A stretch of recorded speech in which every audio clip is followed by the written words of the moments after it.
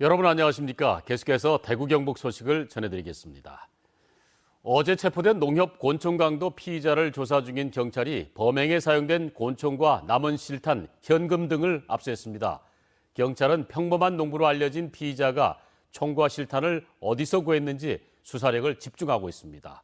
양관희 기자의 보도입니다.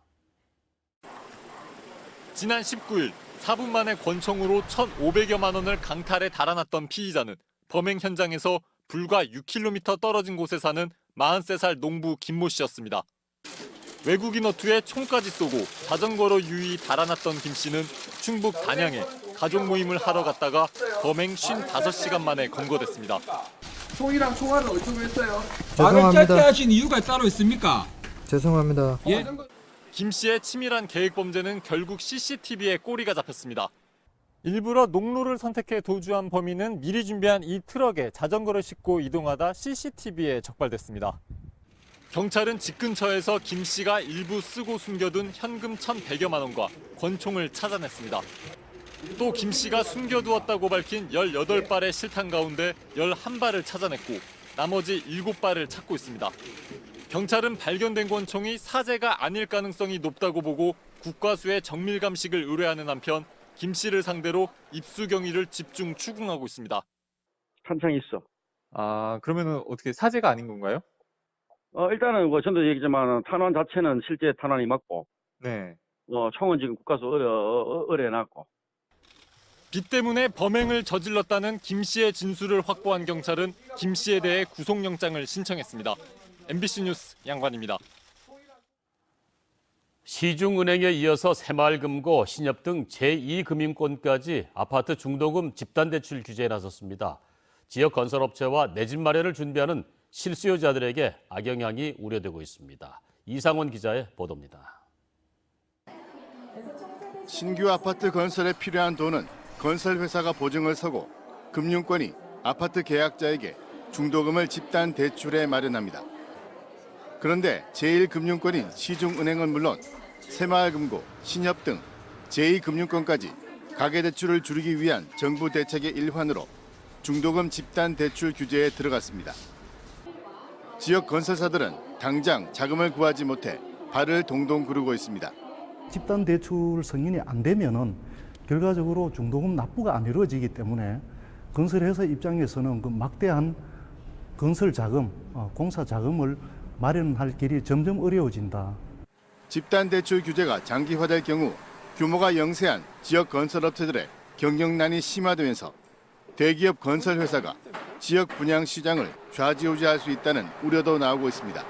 막강한 자본과 신용을 가진 그런 건설사들만 주택을 공급하면 결국에는 공급 부족으로 인한 집값도 상승하고 내 집 마련을 하려는 실수요자와 서민들의 부담을 덜어줄 수 있는 대책이 필요하다는 지적도 제기되고 있습니다.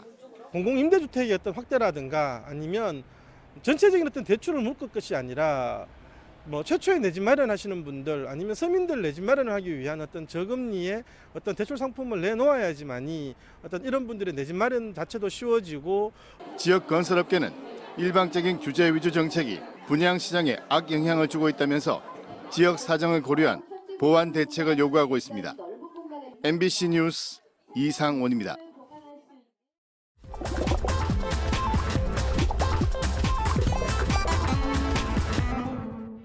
대구 MBC 대표 SNS 탐구생활에 올라온 한 주간의 이슈를 솔직한 반응과 함께 풀어보는 탐구생활 M+입니다.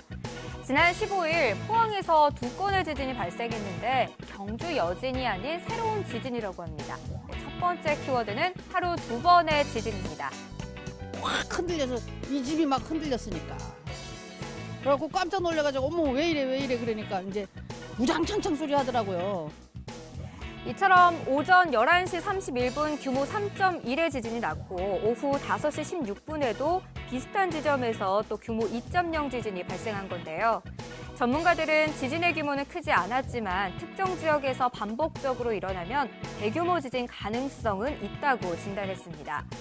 누리꾼들은 지진보다 원전 밀집 지역이라 더 걱정된다는 댓글이 가장 많았지만 3.1 정도에 놀란 건 아니지 나만 못 느꼈나 등의 반응도 많아 지진이 자주 일어나고 있음을 반증하기도 했는데요.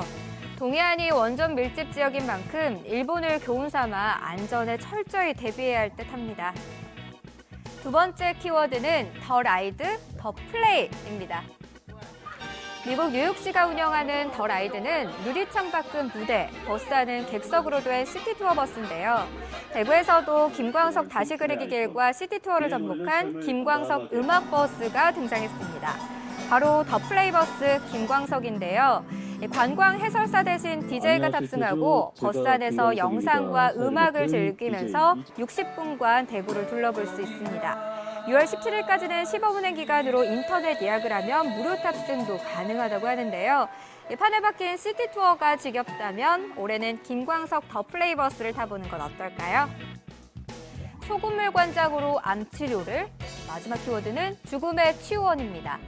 대구의 한 주택가 말기암 45일이면 살 수 있다 등 각종 선전문구로 가득한데요. 65살 A씨 부부가 차린 치유원인데 이 블로그에 말기암 환자들 치료 수기를 올려 전국의 환자를 모집했다고 합니다. 축하드립니다. 이게 2달 가까이 계시면서 그 어려운 암을 다 물리치셨다니까 얼마나 좋습니까?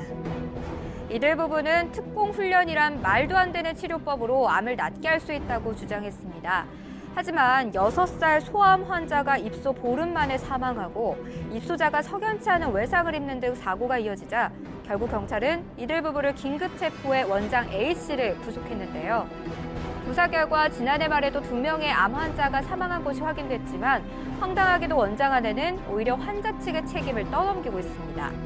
누리꾼들은 딱 봐도 사기 같은데 왜 속았을까라는 반응이었지만 막상 그 입장이 되면 지푸라기라도 잡고 싶은 절박함 때문이겠죠.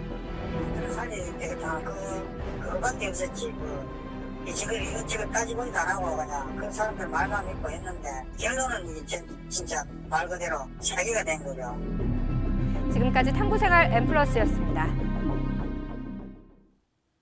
도끼를 든 남성이 국민의당 유세차에서 난동을 부리고 달아나 경찰이 수사에 나섰습니다.